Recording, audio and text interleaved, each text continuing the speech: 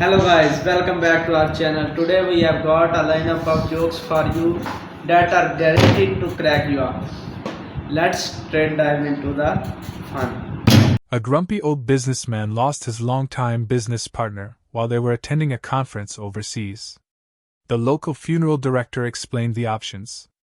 "Sir, it will cost nearly $50,000 to transport your partner's remains back home.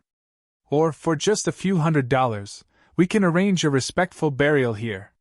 The businessman thought about it for a moment and said, "Ship him home."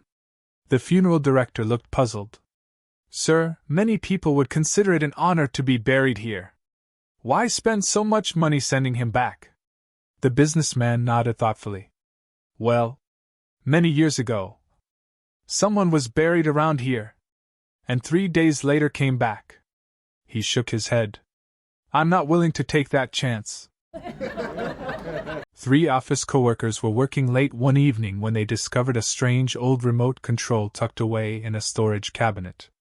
The moment one of them pressed a button, a glowing hologram appeared. "I can grant each of you one wish," it announced. The first coworker smiled. "I wish I were relaxing on a sunny beach with a week off." Instantly, he vanished. The second coworker grinned. "I wish I were at home on my couch watching movies instead of working overtime." Poof! He disappeared too. The third coworker looked around the now empty office. He sighed. "This place is way too quiet. I wish those two were back." A second later, both coworkers were standing right beside him again. A few minutes before Sunday service began, the congregation sat chatting quietly in their pews. Suddenly, Satan himself appeared at the front of the church. Panic erupted. People screamed.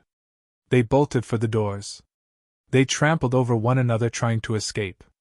In seconds, the church was completely empty. Except for one elderly man.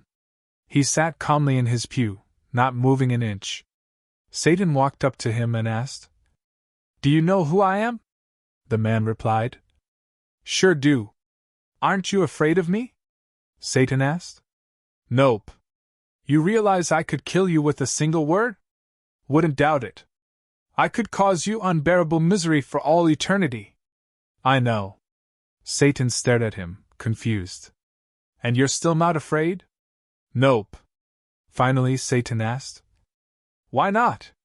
The old man smiled and said, "I've been married to your sister for 48 years. The lion was proud of his position as king of the jungle. One day he decided to be sure that all the other animals knew that he was the king. He started with a monkey. "Who is the king of the jungle?" And the monkey chattered, "You are! You are! You are!" The lion let out a mighty roar of approval.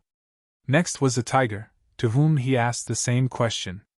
The tiger bowed down and said, "Everyone knows that you are, O mighty lion." As the lion strutted away, he saw an old bull elephant. "Who is the king of the jungle?"